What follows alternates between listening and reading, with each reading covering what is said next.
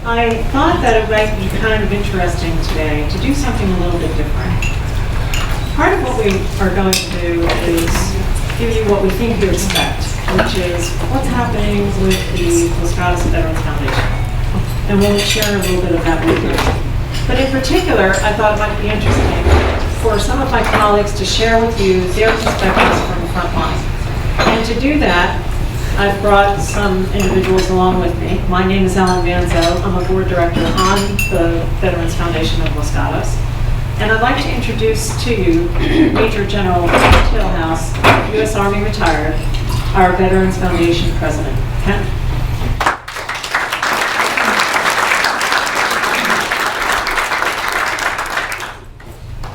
Talk about my background. I'm a Vietnam veteran. So first of all, I'd like to thank Avis for stealing my thunder. Thank you very much. Well, I want to tell you, the Vietnamese love you. They do. They are good people. Well, they are good people. So we were supposed to talk talk about some of our memories about Vietnam. I have 2.5 minutes to do that. So I'd say that we took charter flights. The U.S. shipped most of the folks over to Vietnam on charter airlines. I was on a TWA charter. We landed, doors open. The temperature went from a pleasant 70 degrees to about 110 degrees. And the smell of a third world or a fourth world country filtered in. And I'm thinking to myself, 365 more days of this. So red ants. You don't know what a red ant is till you go to Vietnam. The national bird there, by the way, is the mosquito. I was in a line unit. I was in a cavalry outfit, so we didn't see base camps.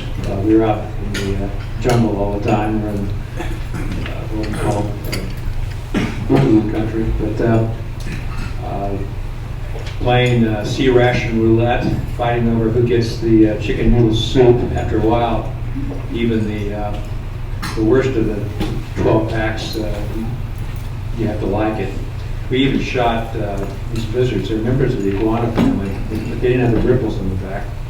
Shot them out of trees just at dusk. We call them, they made this weird sound like something new. I forget what that was, but that's how we get moms to send us Tabasco sauce. We mix it up and it tastes like chicken.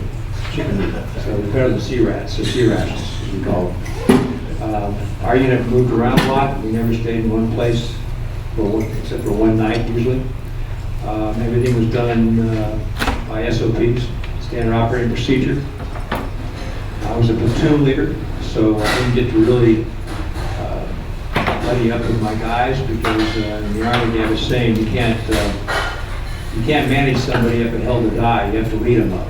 So you can't be too close to your guys, your men. And there were 70 men under my command, of which we took, the original platoon, we took 100% casualties, wounded or killed. About 40% of the KIA. We were a standard line unit, just like World War II or Korea. We took a lot of casualties. I learned that we ran out of ammunition, that not only bayonets work, but helmets and entrenching tools work as weapons. North Vietnamese usually didn't come after you unless they thought they could beat you. They were a good army. They knew what they were doing, and usually had our hands full, and we usually never lost. So that's some of the memories I have of the war. I think the second question we had was, what did it feel like to get repatriated? Tell me if I'm starting on that time.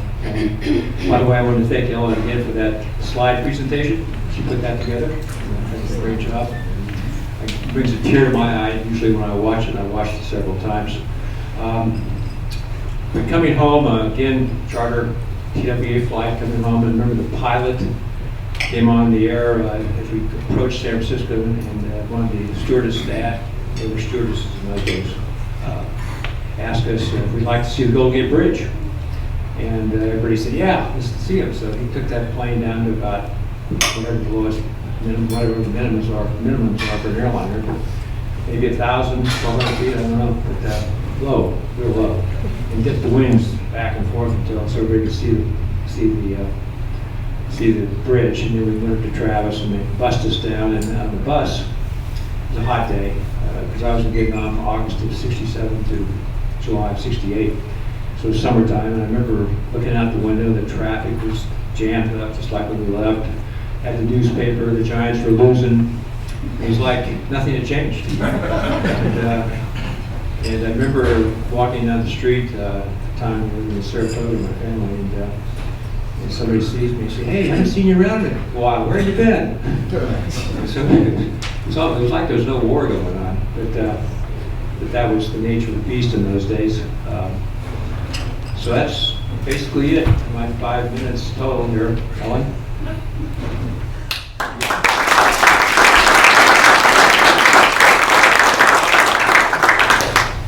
Kent is being very modest. You all have profiles of the individuals you're hearing about today. You'll notice that this gentleman has been awarded the Distinguished Service Medal, the Legion of Merit, 2 Silver Stars, a Bronze Star, 1 Purple Heart, but was offered 3 more that he turned away modestly and said, "You know, I have enough. You can give those to others, to the other guys. They deserve it." So thank you again for your service. I'd like to introduce the 2 other speakers, and then we'll go back and ask them the same questions that Kent just answered. Joining us today, we have Michael Frangadakis, who was a medic in the Vietnam War, and he is also the founder of the foundation. My experience was a little bit different than the general. It's probably why I'm a Rotarian to this very day. Because what you described, Avis, is what my unit did. We would provide medical and dental services. Oh, who's that? To Vietnamese civilians and to soldiers like the general to keep them operational. We would go in the field to make sure that they could do their duty. A lot of people don't realize that 90% of our military are non-combative. Only 10% is in the category of the infantry. 10 to 12%. Am I right on this, General? Correct. So most of us were supporting the infantry people, the people that fight. And we would do things like nation building, trying to bring these countries to the 21st century. So that's what I did, and we would go to villages and provide medical and dental, just like Rotary does, just like Dr. Allery does. We try to keep people functioning. They didn't even, in some of these villages that we went to, they didn't know what a doctor was. They didn't have any sanitary facilities. We would just go in with interpreters and say, "Look, we can help you build a latrine. You don't need to go behind the hooch. It's not good for the population in the village." And those are the kind of things that we would do. But there was always bad people out there that would want to kill us. They didn't want to say, "Get the hell out of here." They just would shoot or blow us up or whatever. So luckily we had people like Ryan Hall, where'd he go? And General Hillhouse's guys to keep them away. So we were pretty safe. But I did get a propensity for helping other people. And I started working in the VA. My first job in the VA when I went to De Anza College in 1972 was working in the detox center at Palo Alto VA, and that was another eye-opening experience for me. And I knew that there was an issue that needed to be satisfied by us here back at home, and I've been doing my part ever since. And with the help of Rotary, you have really helped me do what I would like to do, or do my part, basically because of what you've done, and how you supported me and our groups. So I just want to take this time to say thanks to all of you for what you've done.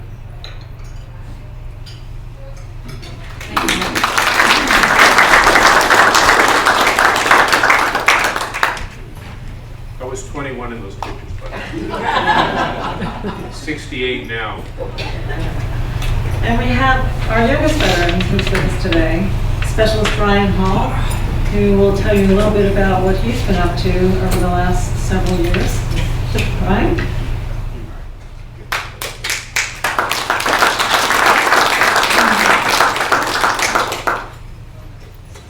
So my name is Ryan Hall. My dad's George Hall. I've grown up in Los Gatos my entire life. Sadly, I had to go to Saratoga with my mom. And something against Los Gatos High School, I don't know why. I joined up in the military after I had an allergic reaction to penicillin my second year of college, and my best friend left, and I just said, well, you know, after I went to his basic, I go, this is what I wanted. Went there, and my dad's always convinced me to strive to always be the best. And I know we're supposed to have the nation or the world's greatest power, but you know, when I went to basic training, and did my AIT training, and I saw the kids I was running around with, I just go, I'm gonna get killed with these guys. They're high school kids just trying to play big.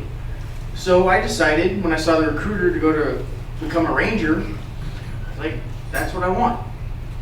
If any of you have any idea what a ranger is a special operations group that is unique in compared to any of the other ones. All the other groups have 6, 7, maybe 10 people in them.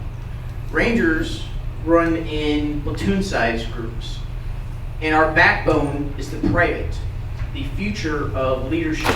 That is how a ranger works, is that it works not just with a small group, but it works with a very large group so that they can overcome any obstacle.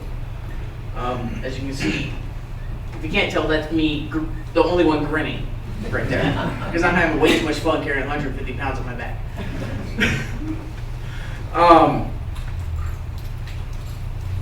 Being a ranger has changed my life. It has shown me what I can do physically, and that actually life is not just only a physical battle, but it is more of a mental battle no matter what. You really see what your physical abilities are limited to only by your mental state. To become a ranger, you have to do 4 weeks of what is considered the most hellish thing on earth. You are starved, sleep deprived, exercise beyond all belief, and it only sounds like 4 weeks. It sounds like a short time, but those 4 weeks take forever. And at the very end of that, you don't have to, it's not just a test of mental and physical, you also have to know your history. So you have to, while you're getting smoked is when you're doing a whole bunch of push-ups, not getting to sleep, having to do exercises, you also have to study. Because if you don't pass the written test, you don't pass becoming a ranger. There's a total, on average, about 2,000 rangers in the U.S. Army. That's about, what, 5%, sir, of the regular Army? 0.5%. And there's only about, now, 2 to 3% of the entire populace that joins the military at all.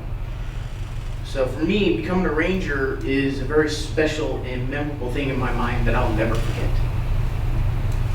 Oh, and I also like jumping out of planes. That was just a perk.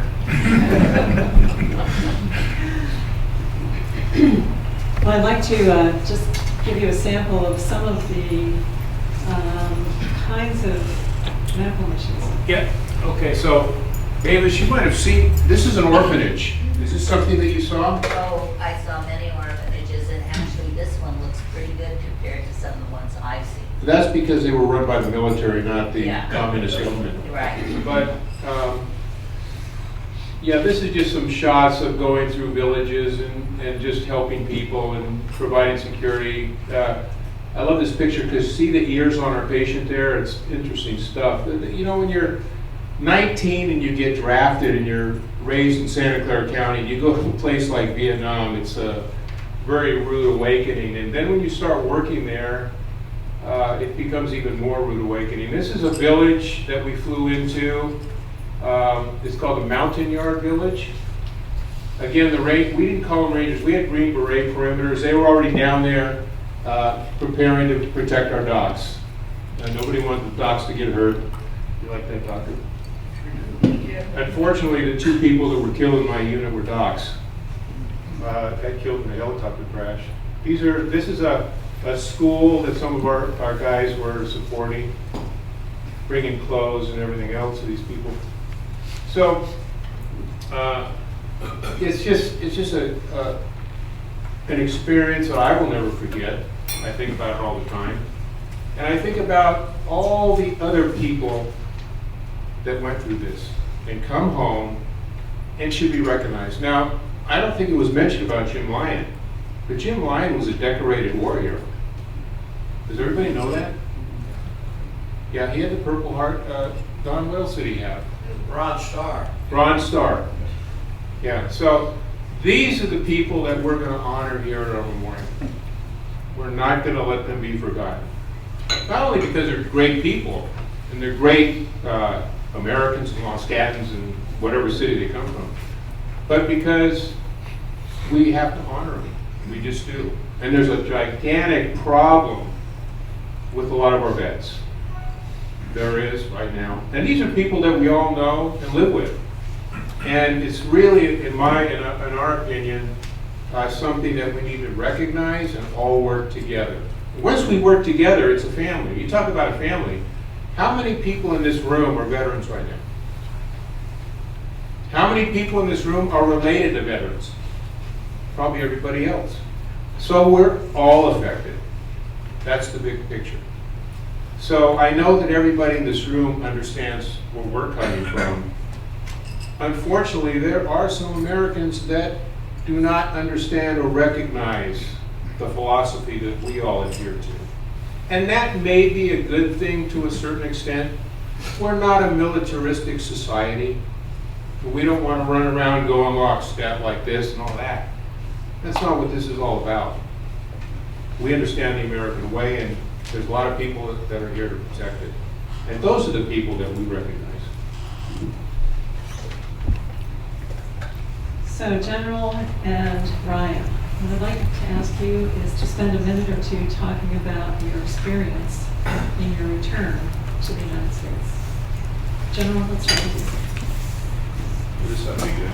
Well, we came back as individuals, not as units. We figured that out as a bad deal, and I think Ryan can tell you that they came back, and when they deploy and come back home as a unit, that way you could kind of, with your buddies, talk about things on your way in, way out, and so forth. That wasn't the case in Vietnam. In fact, I always wanted to fly. And if you can fly a helicopter, you can fly anything, and I got accepted to flight school. But I turned it down because I knew I'd have to go back to Vietnam again.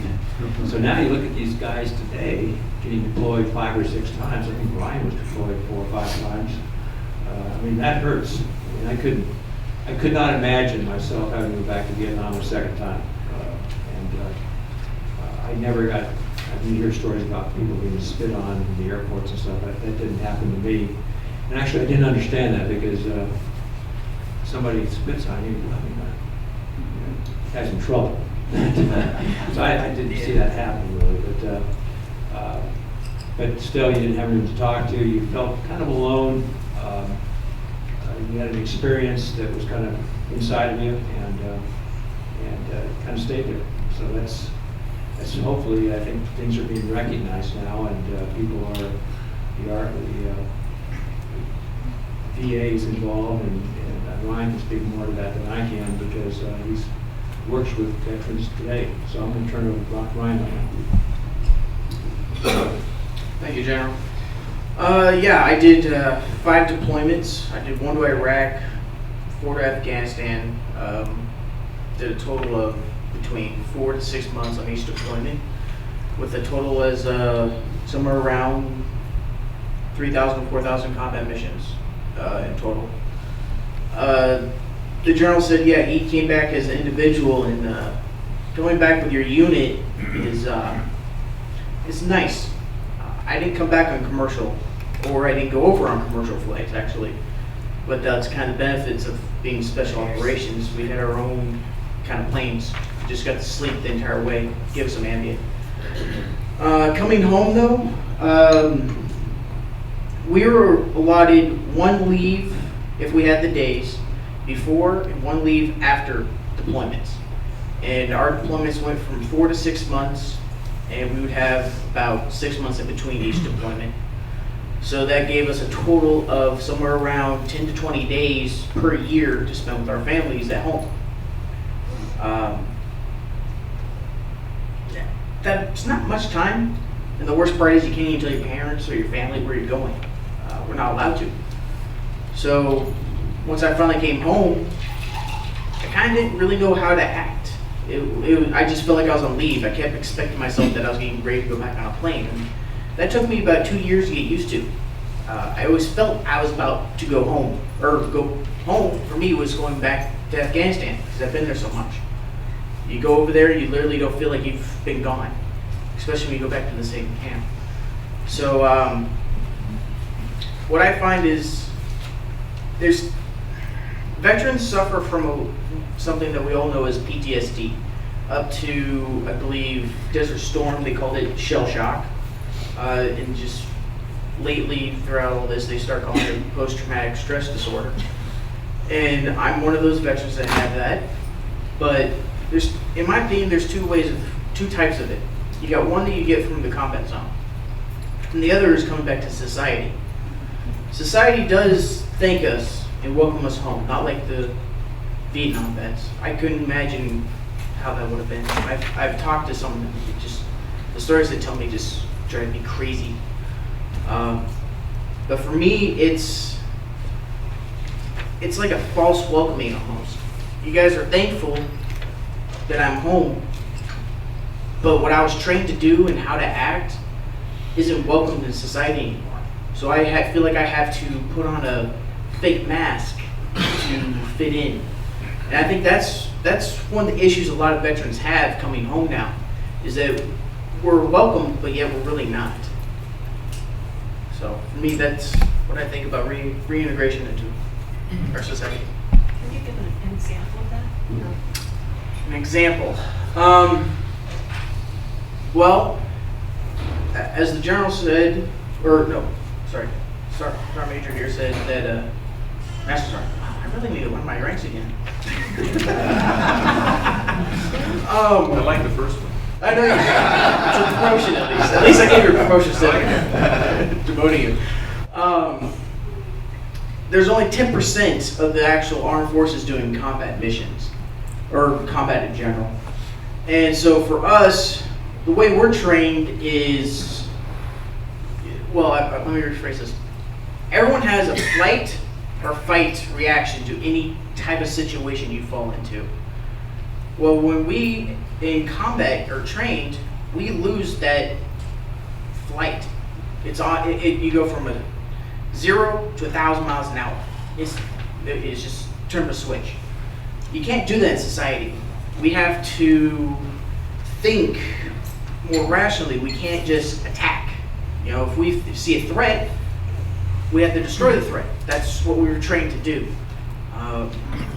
That's what happened. Vietnam vet, doesn't matter what area you come through. I mean, I've worked with World War II guys. I mean, some of those guys are awesome. But the stories they tell us is just, doesn't matter what generation you come from, it's this, you get the same experiences. You come home, you get the same feeling. You get the same, I don't know where I fit in. And for me, that's the hardest part, is just trying to start a family myself and continue on getting a job. And I mean, heck, I see a plastic bag on the road, I think IED. I speed up and I drive like a bat out of hell going, I ain't even blowing up again. But then I get pulled over, cop goes, why are you speeding? Well, I saw a plastic bag, I thought it was an IED. He goes, what do you mean IED? The problem is the cop doesn't know what an IED is, and the cop just goes, well, you're speeding, you're going 90 miles an hour, now I gotta arrest you and pound your car. I was like, what do you mean? No, get away from me. The problem is a lot of police officers also have no idea how to talk to a vet that's been in combat and how to approach them. Because I mean, for us, we see a combatant. All we want to do is attack. So that's some of the few examples that I've gone through and have heard through other veterans. Thank you, Ryan. I would like to just make a point, and that is that in contrast to some of the veterans who fought in the Vietnam War, Ryan enlisted, as have many of his comrades who have fought on the war on terror. He volunteered. And I know that several of you in the audience might have businesses, might have the opportunity to hire individuals. And to that end, what I'd like to share with you is today's veteran who's returning from deployment is a tremendous, tremendous resource. Number one, they're risk takers. Anybody who's going to volunteer, as this man has, to go off on 2 to 3 missions a night, probably about 4,000 in his military career, 4,000 opportunities to put his life at risk, is a risk taker.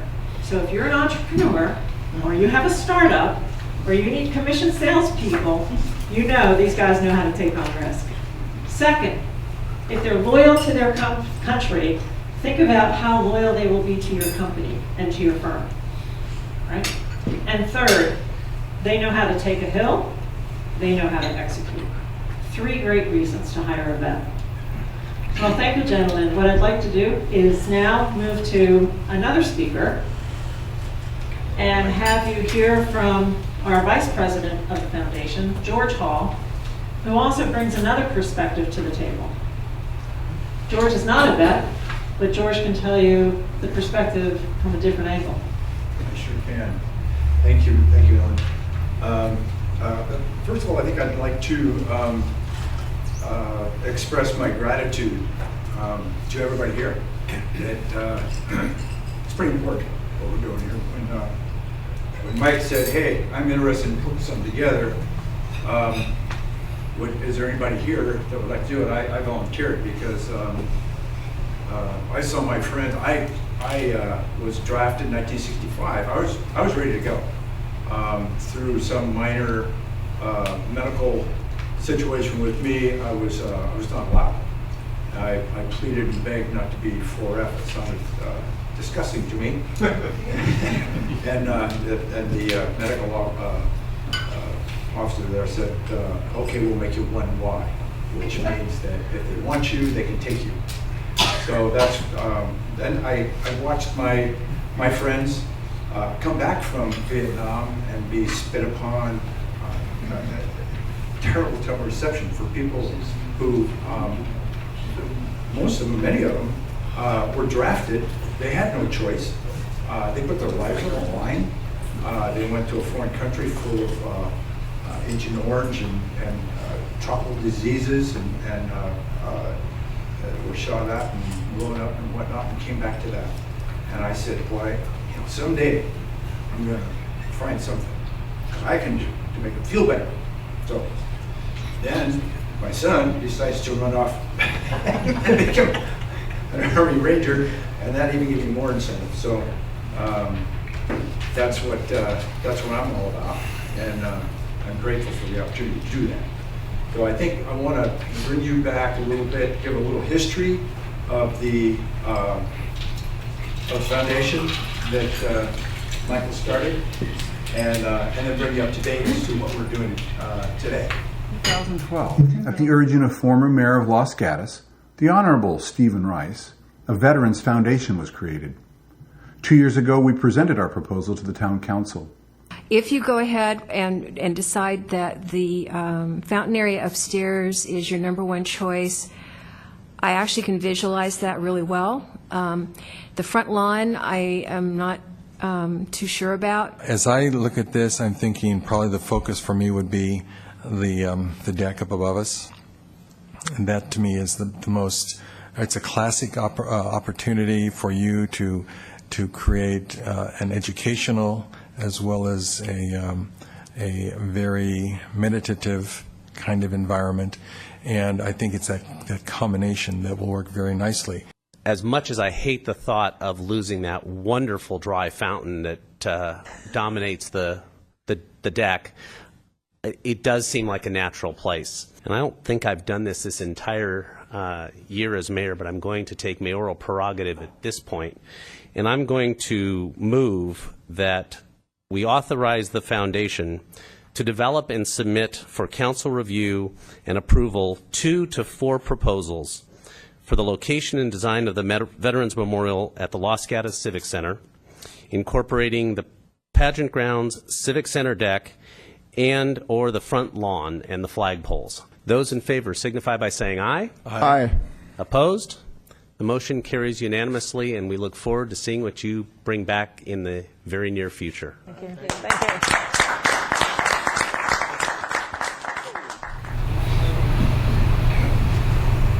Okay, so from that point, we put together a list of artists we reached out to come up with some ideas and some concepts based upon the area that they had discussed, which was the fountain area at the town council area. And we got a number of excellent ideas, concepts and whatnot. We presented those concepts to the town council, and we found that there were a number of issues with this particular location. It provided a limited area for which we could put something memorable in there. And there was some negativity that came about that we decided we would rather look to other areas that we could have a freer hand. So we're now finding that the area behind the large lawn, where there's now some large redwood trees and cedar trees there, and a ivy area that the town council believes might be an appropriate spot for us to put something together there. So that's what we're in the process of doing now. We have to go through the whole thing again, which means because now that we have a larger area, it's a different atmosphere there, we can come up with different concepts. So we're, again, reaching out to artists. We're working with the people that associate with that area, the Arts Council, the museum, whatnot. And we look forward to having something this year that we can step forward and get going and construct it. So that's basically where we're at. I'd like to just take a minute to a little personal offering here. You know, when I got excited about reaching out to veterans, and then I realized what it was like to be a parent of a veteran, of a soldier that is putting his life on the line out there. And I thought, you know, this memorial should not just be for veterans, but it should be for the people that share the lives of those veterans. It's tough. Boy, my wife was not a happy camper for 6 years. Well, she was happy when she saw her son, and not happy when he left, and wasn't happy again until he came back. And because you don't know if they're coming back, you know, and or if they're coming back in one piece. So this is important for those of us that have people there, and even if you don't, you know somebody that does, and to give some honor, some respect, and gratitude to those, because, you know, without those people, this would not be the United States of America. It would not be. It takes the people that are willing to sacrifice, to step up to the plate, and be on loan to the government to do with what they feel is appropriate with them, and without being able to argue or vote on it. And my hat's off to them. And I hope you agree. Thank you much.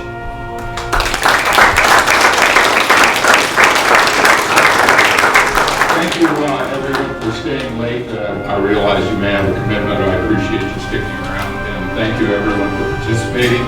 And George, thanks for speaking from your heart. And Ellen, thank you very much for pulling this together. I appreciate that.